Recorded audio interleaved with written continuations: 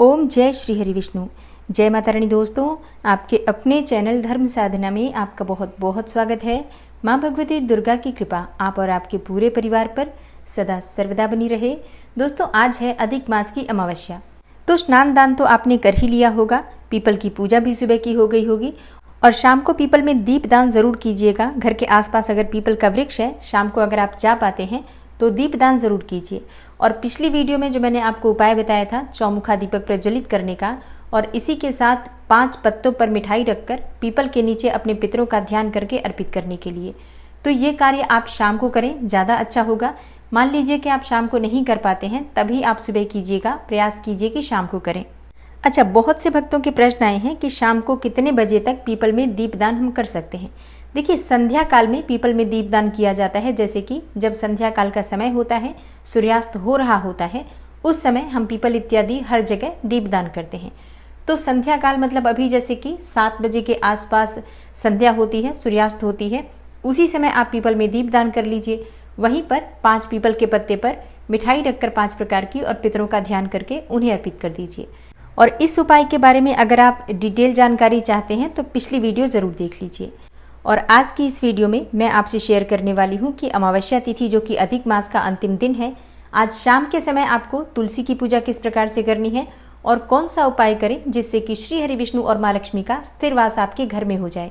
कोई भी आपकी मनोकामना हो, जैसे कि संतान प्राप्ति की, धन प्राप्ति की, विवाह की, या फिर कोई और भी समस्या आपके जीवन में है, चाहते हैं कि बहुत शीघ्र समस्याओं से मुक्ति पा जाए, तो अधिक मास की अमावस्या पर कुछ विशेष उपाय आपसे शेयर करने वाली हूँ, जो अगर आप आज के दिन करते हैं तो विश्वास कीजिए हर प्रकार की परेशानी से भी आपको मुक्ति मिलेगी और जो भी आपकी कामना है वो भी पूर्ण होगी।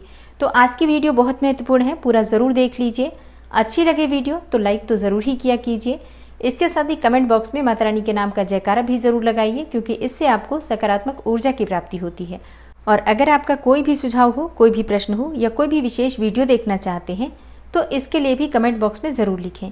और चैनल पर पहली बार आए हैं, अगर अभी तक आपने चैनल को सब्सक्राइब नहीं किया है तो आज की वीडियो अगर आपको अच्छी लगे तो चैनल को सब्सक्राइब करके बेल आइकन को ज़रूर प्रेस कर लीजिए।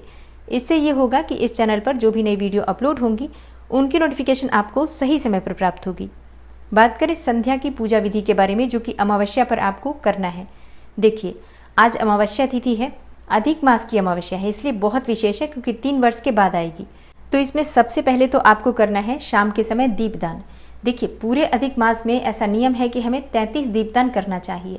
अगर आपने पूरे अधिक मास में नहीं किए हैं दीपदान, तो आज के दिन मतलब आज अमावस्या है, अंतिम दिन है, आप चाहें तो 33 दीपदान कर सकते हैं, या अपनी इच्छा के अनुसार अधिक से अधिक संख्या में, जैसे कि 11, 21 इस प्रकार से भी दीपदान कर सकते हैं।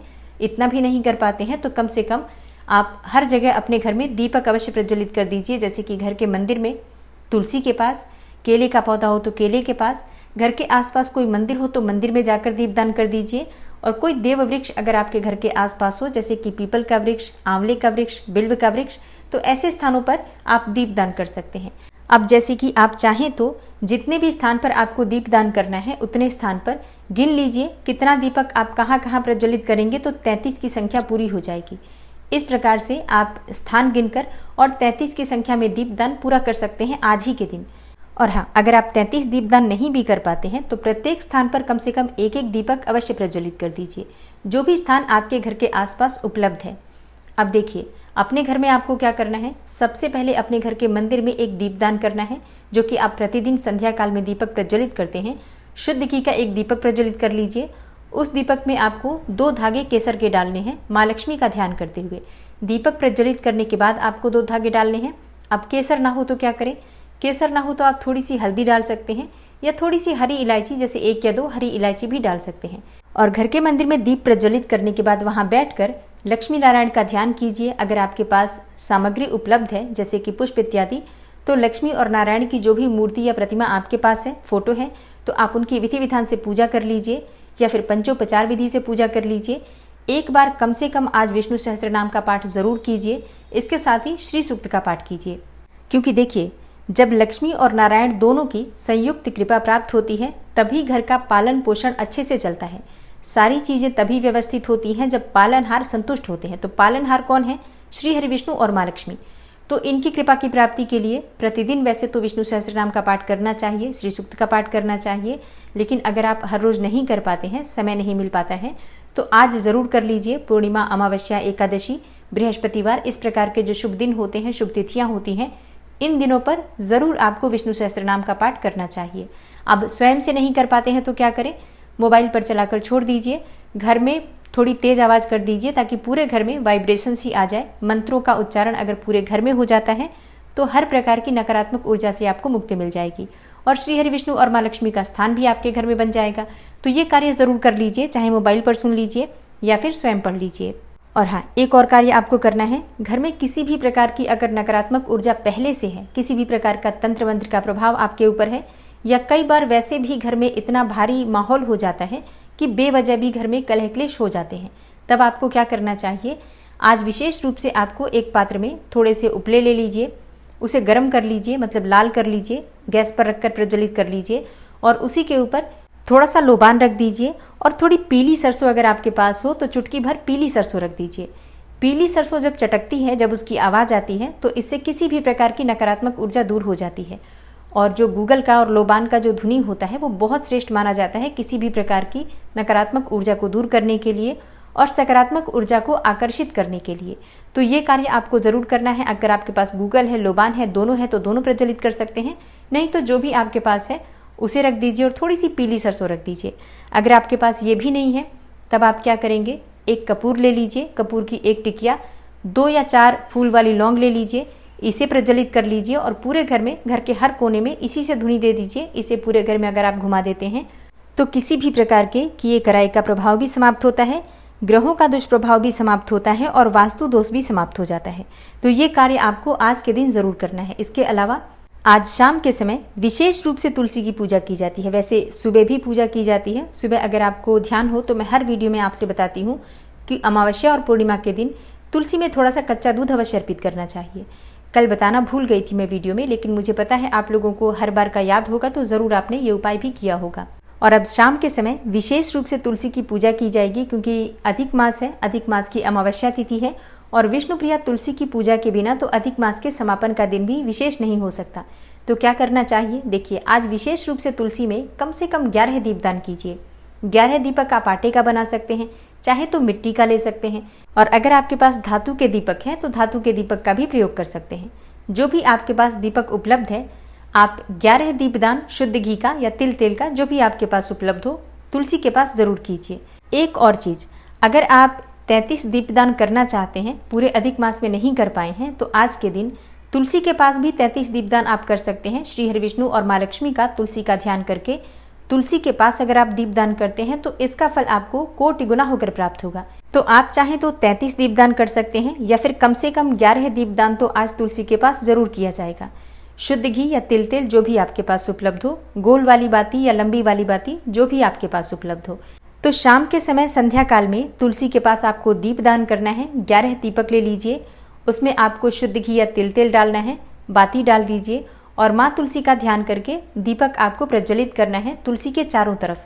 तो सबसे पहले जहाँ पर तुलसी विराजित है उस जगह को साफ कर लीजिए दिन में ही आज, और फिर इसके बाद तुलसी के पास आपको थोड़ी सी हल्दी लेकर उसी हल्दी से स्वास्तिक बनाना है। चारों तरफ हल्दी के आप स्वास्तिक बना सकते हैं और उसी स्वास्तिक के कोने कोने पर आप दीपक स्थापित कर सकते हैं। और हाँ, अधिक मास की अमावस्या है तो आपको चाहिए कि आप एक लाल चुन्नी तुलसी के पास अवश्य अर्पित करें, मतलब तुलसी के ऊपर एक लाल चुन्नी डाल दीजिए। और हाँ, मान लीजिए कि आपके पास लाल चुन्नी नहीं है, तब ऐसे में आप क्या करेंगे, लाल कलावा जो होता है हाथ में बांधने वाला, वो भी आप तुलसी में बांध सकते हैं। चाहे आपकी कोई विशेष मनोकामना हो या ना हो, माँ तुलसी की कृपा की प्राप्ति हो, विष्णु भगवान की कृपा आपको प्राप्त हो, इस प्रकार से मन में कामना करके और तुलसी में धागा बांध दीजिए। इसके बाद आप तुलसी में दीपदान कर लीजिए और 11 बार आपको परिक्रमा करनी है तुलसी की। आज तो कम से कम 11 बार करना ही चाहिए, अधिक आपकी अपनी इच्छा, आप चाहे तो 21 बार कर सकते हैं, 51 बार कर सकते हैं, 108 बार भी कर सकते हैं। ऐसा कहा जाता है कि आज के दिन तुलसी में जो हम परिक्रमा करते हैं और परिक्रमा करके अपने मन की कामना कहते हैं तो निश्चित ही हमारी कामना पूर्ण होती है। और अगर आपकी कोई विशेष मनोकामना हो, जैसे कि संतान प्राप्ति की कामना हो, धन प्राप्ति की कामना हो, विवाह की मनोकामना हो, दाम्पत्य जीवन को सुखमय बनाना चाहते हैं, तो इस प्रकार से शाम के समय जब आप तुलसी में दीपदान करते हैं, परिक्रमा करते हैं, उसके बाद तुलसी के पास बैठकर तुलसी के मंत्र का जप आपको तुलसी की माला से करना है। मंत्र आप नोट कर लीजिए, ओम तुलसी देव्यै च विद्महे विष्णुप्रियायै धीमहि तन्नो वृंदा प्रचोदयात्। ओम तुलसी देव्यै च विद्महे विष्णुप्रियायै धीमहि तन्नो वृंदा प्रचोदयात्। ये तुलसी गायत्री मंत्र है। इसका अगर आप 108 बार मंत्र जप कर लेते हैं आज के दिन, विशेष रूप से तुलसी की पूजा करके, दीपदान इत्यादि करके, इसके बाद अपने मन की कामना कहते हैं, तो निश्चित ही माँ तुलसी और श्री हरि विष्णु आपकी मनोकामना पूर्ण करते हैं। इसमें कोई भी संशय नहीं है। और हाँ, अगर कोई बड़ी मनोकामना है, बहुत समय से प्रयास कर रहे हैं, जैसे कि संतान प्राप्ति है, काफी समय से प्रयास कर रहे हैं लेकिन संतान की प्राप्ति नहीं हुई, तो इस मंत्र को आप प्रतिदिन भी तुलसी की पूजा करके जप सकते हैं। लेकिन प्रतिदिन जब आप पूजा करते हैं, दीपदान करते हैं, तो जरूरी नहीं है आप 11 दीपदान करें। एक दीपक प्रज्वलित करके या फिर सुबह जब आप जल अर्पित करते हैं उस समय भी इस मंत्र का जप कर सकते हैं। इस मंत्र का नियमित अगर 40 दिन तक जप किया जाए तो विश्वास कीजिए, आपके मन की कामना कोई भी हो, तुलसी और श्री हरि विष्णु की कृपा से वो पूर्ण होती है, ऐसा शास्त्रों का कथन है। लेकिन हाँ, पूरे श्रद्धा भाव से, पूरी भक्ति के साथ और विश्वास से ये उपाय कीजिए, तो निश्चित ही आपको लाभ होगा। बड़ी से बड़ी मुश्किल से भी बाहर निकलने का रास्ता आपको श्री हरि विष्णु की कृपा से प्राप्त हो जाएगा। तो ये उपाय आप चाहें तो आगे भी कंटिन्यू कर सकते हैं या फिर सिर्फ आज कर लीजिए। आज कर लेने मात्र से भी बहुत सारी परेशानियां समाप्त हो सकती हैं।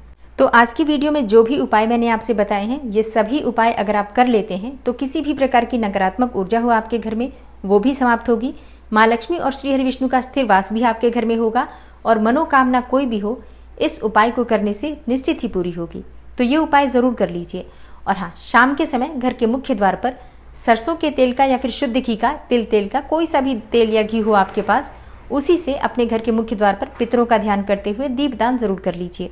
तो बस इतना कर लीजिए, बाकी आपकी रक्षा भगवान श्री हरि विष्णु स्वयं करेंगे अगर आप पूरे श्रद्धा भाव से इन उपायों को करते हैं। उम्मीद करती हूँ आज की वीडियो से आपको लाभ अवश्य होगा। और एक और चीज़, इस चैनल पर शिवपुराण की वीडियो प्रतिदिन अपलोड हो रही है, आप लोग ज़रूर सुना कीजिए। अभी सावन का महीना भी चल रहा है, तो हर प्रकार से मनोकामना को पूर्ण करने के लिए, पापों से मुक्ति दिलाने के लिए और जीवन में, मन में हर प्रकार की सकारात्मक ऊर्जा को भरने के लिए शिवपुराण की कथा सुनना अत्यंत आवश्यक है। तो प्रतिदिन सुबह 7 बजे वीडियो अपलोड हो जाती है, आप लोग ज़रूर सुना कीजिए।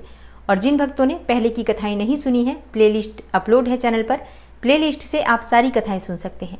मिलती हूँ मैं आपसे अगली वीडियो में, तब तक के लिए नमस्कार।